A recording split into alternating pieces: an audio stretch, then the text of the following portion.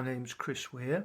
I was a Principal Archivist for Public Services at Nottinghamshire Archives, Inspire, for many years until I retired, and now I do a variety of heritage work.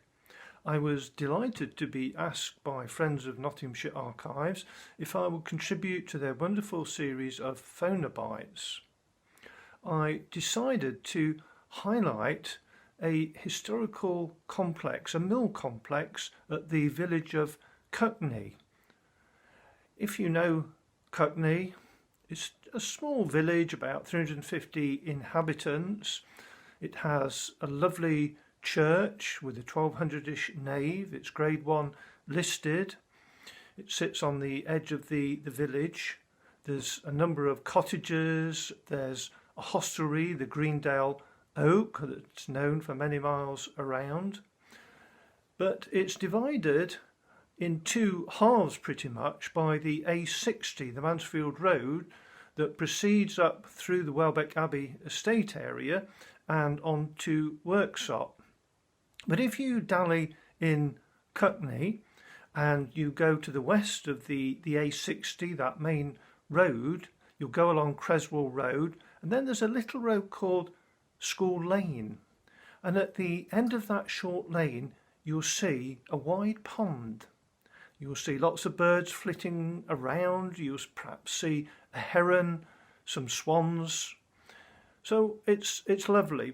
But this is Cuckney Dam. And this was the dam or the pond that was created for the mill. So where is the mill? What happened to the mill? Today there's a school building there that was probably very early 18th century, but the mill has long gone. But it was very much a part of Cuckney village, and for many years it was the home of hundreds of child apprentices. So when did all this start? Well, it started back in 1785 when a William Topliss, a wealthy Mansfield businessman, decided to erect a worsted mill at Cuckney. One reason for this was that there was the River Poulter going through the village, quite a fast-flowing river, and he thought, well, if I dam this up, create sluice gates and a mill race, then this race can drive the machinery for worsted spinning. Worsted was a speciality end of the wool market and the spinning trade. It was a long staple wool. It was twisted yarns that were laid end to end and then twisted. It gave a very good quality material that was very wind resistant, very water resistant. It was at the top end of the market, but if you could sell it, it was a good trade to be in. But if you know Cuckney, it is very small. So where was the labour going to come from to drive this mill? And you would need a couple of hundred people to manage it successfully. Well, I wasn't sure about this, but then I discovered at Nottinghamshire Archives the Apprenticeship Register of Topliss & Co. And this dates from 1785, when the mill started, up to 1813. The main apprenticeships recorded in the register go up to 1805. And when I opened the book, I couldn't believe it, because here was page after page of very, very young children entered as apprentices. And they were as young as 6, 7 and 8 years old. And where had they come from? Well, fortunately, in the register, it gives not only the names of the children who came to Cuckney, it gives their ages, but also where they were from. And they came from a very wide area around, from Leicester, from Birmingham, Nottinghamshire and Derbyshire, but many came from London.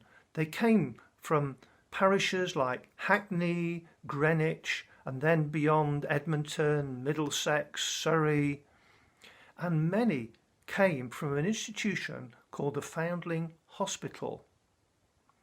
The Foundling Hospital was founded in the early 18th century by a Thomas Coram.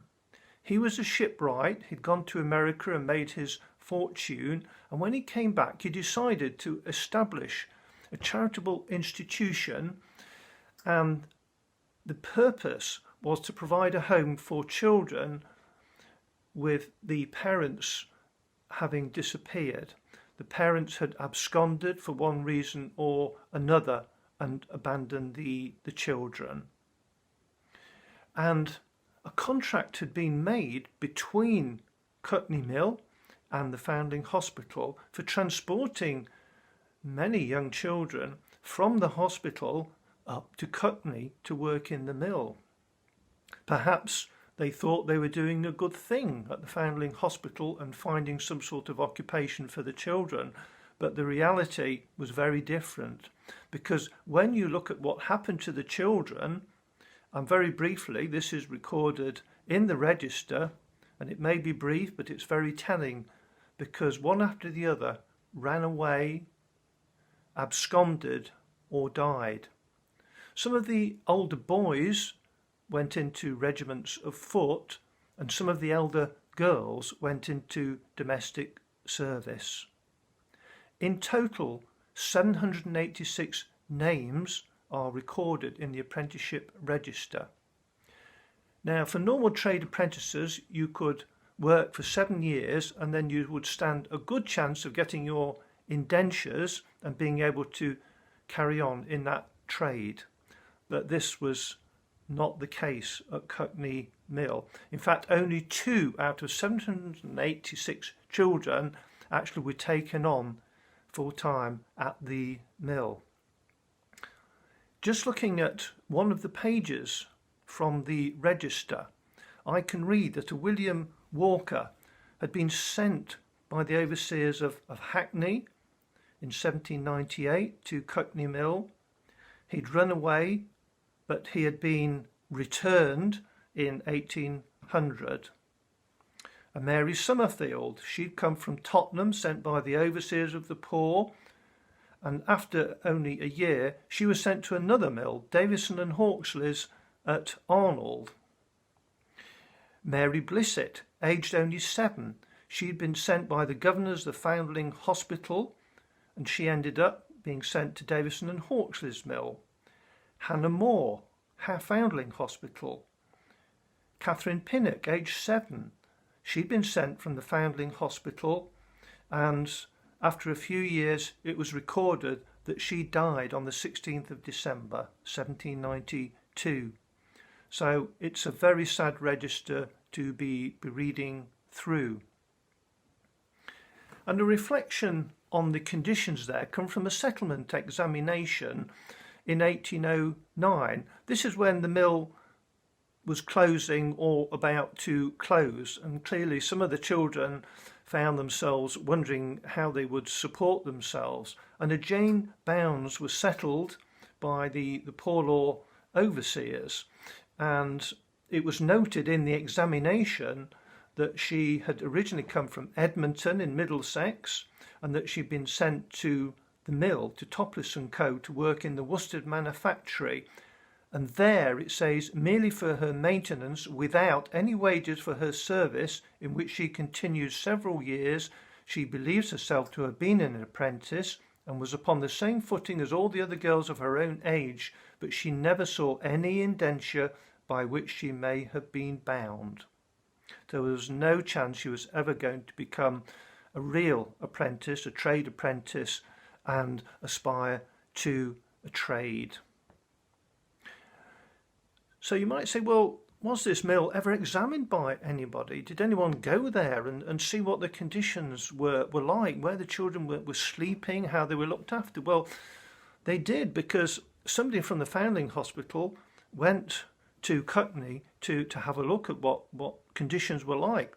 However, they concluded that the children were very well provided for, and that they only worked 12 hours a day. Yes, 12 hours. And so it seemed that they were satisfied with conditions. But when you look at the register, it's very clear that many of these children were not living in good conditions at all. And you might say, well, how long did this go on for? Was the mill a success on this basis? Well, no, it wasn't. Perhaps at first it did quite well, but very soon it began to fail. Perhaps there was competition from other mills around the country. Perhaps Worcester wasn't selling as well in the early 1800s. It's difficult to be sure. But by 1805, the mill was failing, and by 1813, it had disappeared.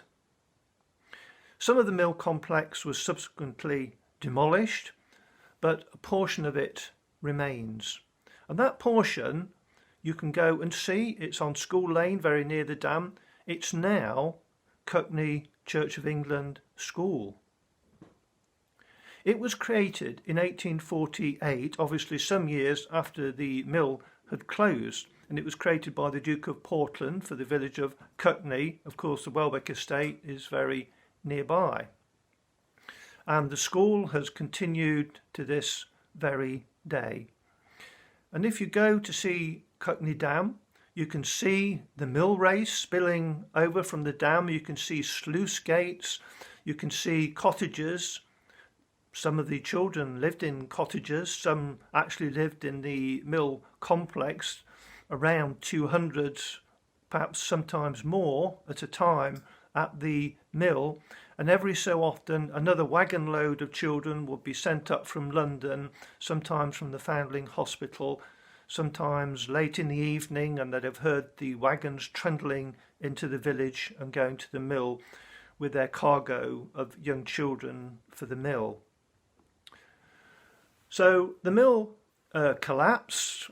What remains in the landscape is evidence that there was indeed a mill there, but today it's the school. And when the school does, after COVID, return to being a school, and the children will return to laughing, meeting their friends, enjoying learning, and no doubt having hopes for the future, it's perhaps interesting to pause and cast back into the history of Cuckney, and to pause and delve back into the archives to see what life was like in Cuckney at the time of the Worcester Mill, because this was a time of great misery for children from all over the country who were sent to the mill, children who had no hopes at all of a future. Thank you.